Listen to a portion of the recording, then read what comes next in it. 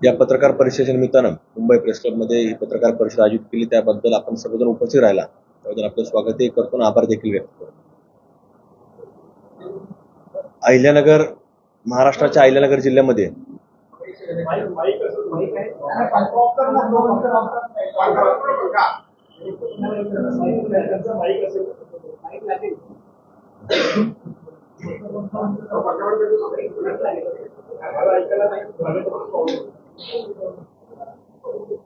तोच माईक आहे चालू आहे का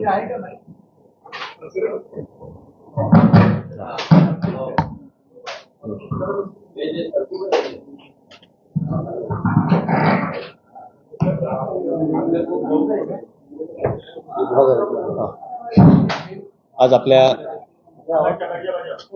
या पत्रकार परिषदेच्या निमित्तानं आपल्या सर्वच पत्रकार बंधू आणि भगिनींचं मी स्वागतही करतो आणि आपण उपस्थित राहिल्याबद्दल आपले आभार देखील व्यक्त करतो. ही पत्रकार परिषद ही आज बोलण्याचं कारण एक आहे की महाराष्ट्रामधील आपल्या एक फार मोठी जी एक संताची भूमी म्हणून ओळखली जाते ही अहिल्यानगरची भूमी, आणि त्या भूमीमध्ये शुक्रवारी 7 ऑगस्ट 2026 दुपारच्या वेळेला अत्यंत दुर्दैवी घटना घडली. ती म्हणजे एक धीरजसिंग राजपूत म्हणून जो आमचा युवक होता, एक सहकारी होता, धर्मकार्यामध्ये सक्रिय असणारा एक व्यक्तिमत्व, आणि त्याची महानगरपालिकेचं म्हणजे सार्वजनिक हिताचं काम तो एक मुकुंदनगरच्या उपनगरामध्ये करत असताना त्याच्यावरती एक फार मोठा हल्ला तिथं जिहादी लोकांकडच्या वतीनं तो करण्यात आला. आणि उपचारादरम्यान म्हणजे शुक्रवारी घटना घडली आणि उपचारादरम्यान रविवारच्या दिवशी त्यांनी शेवटचा श्वास अहिल्यानगरच्या खासगी रुग्णालयामध्ये घेतला. आणि नंतर अहिल्यानगर जिल्ह्यामध्ये फक्त त्या भागामध्येच नाही, तर जिल्ह्यामध्ये फार मोठी संतापाची भावना, जनभावना त्या ठिकाणी पाहायला मिळाली. उत्स्फूर्तपणे नागरिकांनी पुढाकार घेतला, बाजारपेठेमध्ये पुढाकार घेतला, आणि फक्त तो अहिल्यानगरच्या शहराच्या भागात नव्हता, तर अगदी गाव खेड्यापर्यंत एक वेगळी जनभावना ही लोकांमध्ये निर्माण झाली. आणि त्याच्यातनं अहिल्यानगर जिल्हा हा बंद पुकारण्यात आला. आणि त्याच्यातनं आपण पाहिलं तर आमच्यासारखे अनेक शेकडो कार्यकर्ते जे हिंदुत्ववादी काम करतात, धार्मिक काम करतात, त्या लोकांनी त्या वेगवेगळ्या मागण्या मांडल्या. त्यांची आज धीरजसिंग परदेशी यांची जे पत्नी आहे ती देखील या निमित्तानं आज उपस्थित आहेत. त्यांनाही वाटतं की आपल्या भावना त्या सरकारपर्यंत पोहोचवल्या पाहिजेत. त्याही दिवशी त्या आंदोलनामध्ये एवढी दुःखद प्रसंग असताना त्याच्या मातोश्री असतील, त्यांची पत्नी असतील, त्यांचे इतर कुटुंबाचे सदस्य असतील, ते तिथं होते. आणि त्यांच्या वेगळ्या मागण्या होत्या की शासनाने, सरकारने कुठंतरी हा संपूर्ण खटला हा फास्ट ट्रॅकवरती चालवला पाहिजे, त्या आरोपींना अटक झाली पाहिजे. त्याच्यामध्ये प्रमुख जे आरोपी आहेत त्याचा अद्यापपर्यंत हा तपास लागला गेलेला नाही, त्यांचा शोध लागला गेलेला नाही, की पोलीस त्यांना फेवर करतात.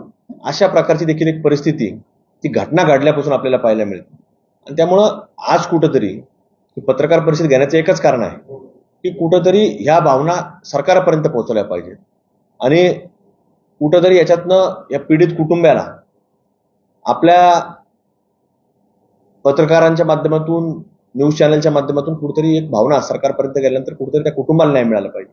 आणि म्हणून तिथं मागणी जी होती ती मागणी अशी होती की कुठेतरी फास्ट ट्रॅकचा खटला असेल, पोलिसांनी कुठेतरी याच्यामध्ये शासनाला प्रस्ताव पाठवला पाहिजे की याच्यामध्ये स्पेशल सरकारी वकील या घटनेवरती कुठेतरी कागदपत्र तयार होण्याच्या अगोदरपासून हा एक चांगला सरकारी वकील असला पाहिजे. आता आपण पाहतो की पोलीस घटना घडल्यापासून ही घटना ही कुठेतरी वेगळ्या दिशेला नेण्याचा प्रयत्न पोलीस घटना घडल्यापासून आजपर्यंत करतायत.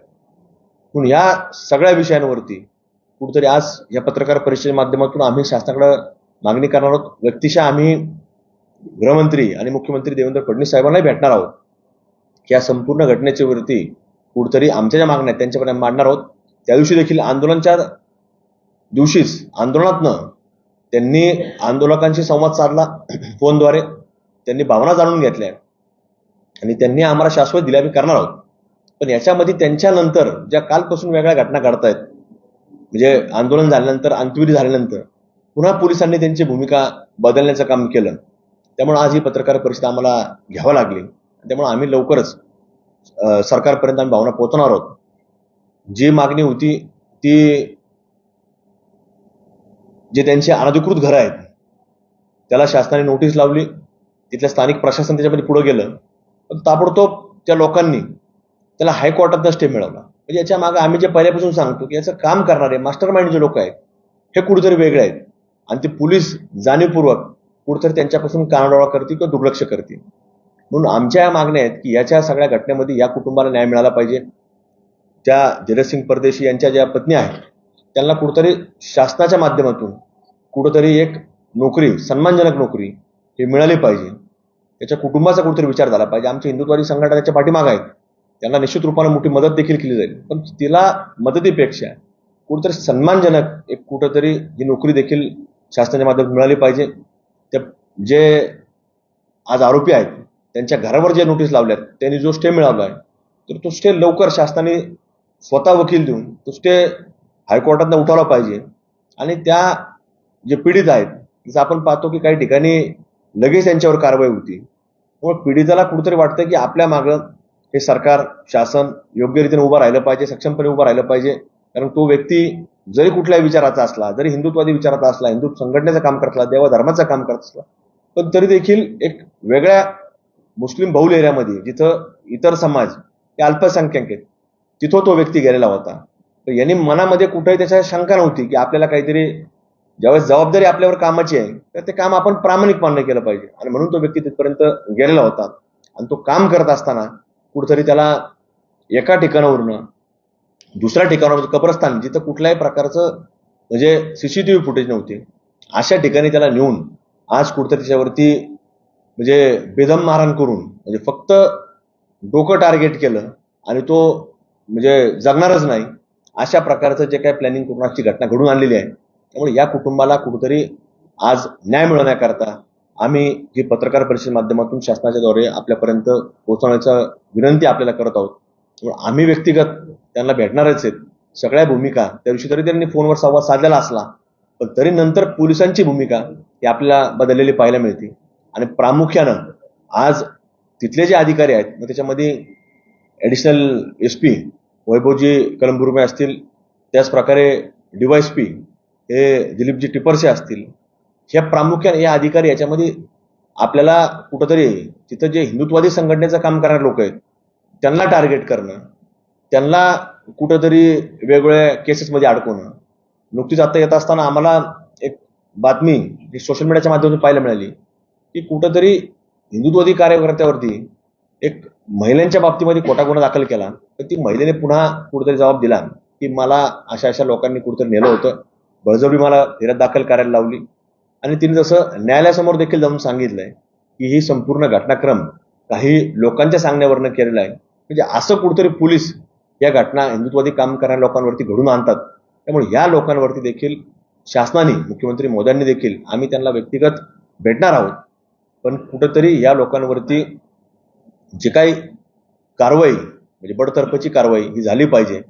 आणि त्याच प्रकारे या घटनेला अनुसरून जे काय आज प्रकार चाललेला आहे तर त्यांना लवकरात लवकर न्याय हा मिळवण्याकरता आपल्या सर्वांच्या माध्यमातून आम्ही आज कुठेतरी विनंती देखील या निमित्तानं आम्ही करत आहोत.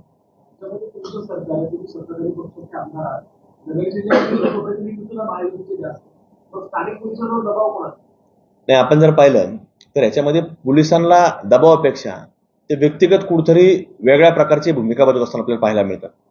आणि त्यामुळं कुठंतरी कुठली घटना घडली तर त्याला फेवरेबल एक साईडला करण्याचा प्रयत्न हे प्रशासन त्या ठिकाणी करत असताना आम्हाला वारंवार जाणवतो. प्रभाव म्हणण्यापेक्षा ही त्यांची व्यक्तिगतच भूमिका कुठेतरी असणं असं आम्हाला जाणवतं. त्यामुळे आम्ही मुख्यमंत्री महोदयांना देखील ही बाब निदर्शनास आणून देणार आहे.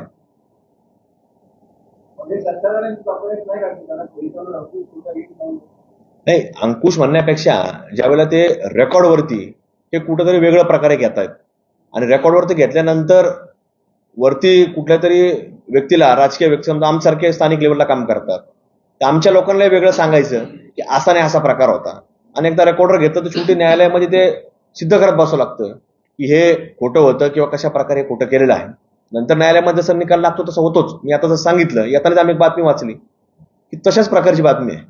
मग त्याच्यामध्ये त्या व्यक्तीला एखाद्या एफआयआर दाखल झाल्यानंतर त्याला सिद्ध करायला वेळ जातो.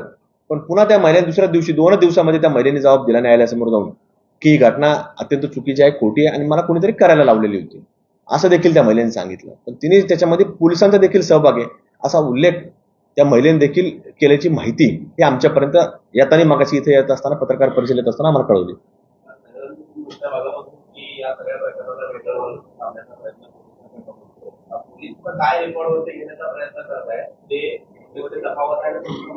नाही, आमचं जे म्हणणं आहे की आम्ही त्या दिवशी देखील सांगितलं याच्यातले घटना घडून आणणारे लोक आहेत. म्हणजे याच्यामध्ये जसं पहिल्या दिवसापासून आम्ही सांगतो की यातले प्रमुख लोक अजूनही अटक नाहीत. म्हणजे ज्यांनी घटना घडण्याच्या अगोदरपासून, कारण तो मुलगा जो तिथं गेलेला होता तो 1:30च्या सुमारास गेलेला होता, म्हणजे 1:15 ते 1:30च्या सुमारास, आणि घटना अंदाजे 4च्या नंतर घडलेली आहे असं पोलिसांनी देखील सांगितलेलं आहे. मग ह्या जवळपास 3-3.5 तासामध्ये काय काय असं घडलेलं आहे हे अजून पोलिसांनी समोर घेतलेलं नाही. कारण तिथले स्थानिक लोक जे आहेत ते सांगतात की अशा प्रकारे झालेलं आहे, तशा प्रकारे झालेलं आहे.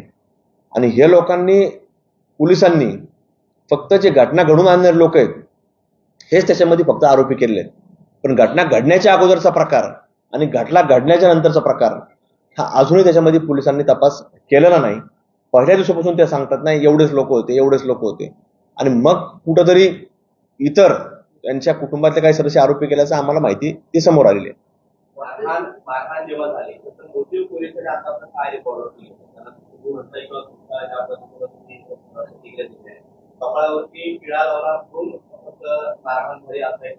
नाही, आमच्याकडनं तोच दावा आहे आणि आम्ही त्या दाव्यावरती कायम आहोत की तशाच प्रकारची घटना आहे.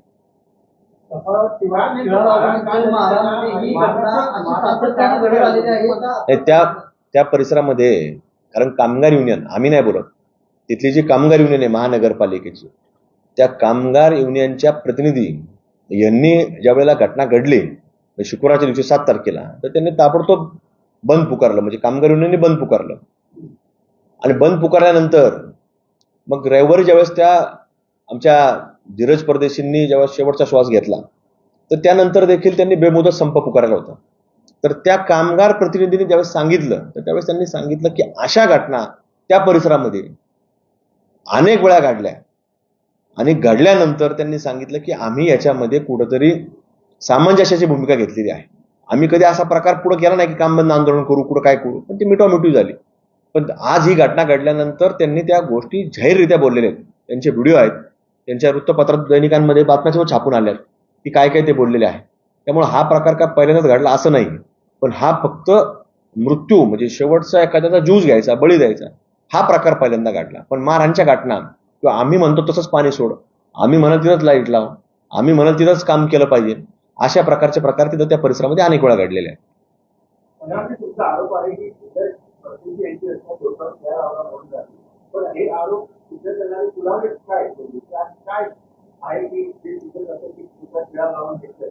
पुरावे हे पोलिसांनी शोधणं गरजेचं आहे, पण पोलीस त्या दिशेने जात नाहीयेत. म्हणून आमचं जे आक्षेप आहे तो पोलिसांवरती आहे की पोलिसांनी याच्यामध्ये भूमिका, त्यांनी योग्यरित्या तपास केला पाहिजे, प्रमुख आरोपी अटक केले पाहिजेत. आणि त्यामुळं आमचं जे म्हणणं आहे की पोलीस जर डायव्हर्ट करतायत, तो आमचं पहिल्या दिवसापासून, घटना घडल्यापासून आमचं ते प्रशासनाला सांगणं, संशयाला तिथं सांगतायत ना, जे त्याच्याबरोबर होते ते तिथं त्यांच्याशी बोललेले आहेत, इतर त्यांच्याकडे पुरावे, इतर लोक आहेत, पण ते रेकॉर्डच घ्यायला तयार नाहीत पोलीस. स्थानिक पोलीस तपास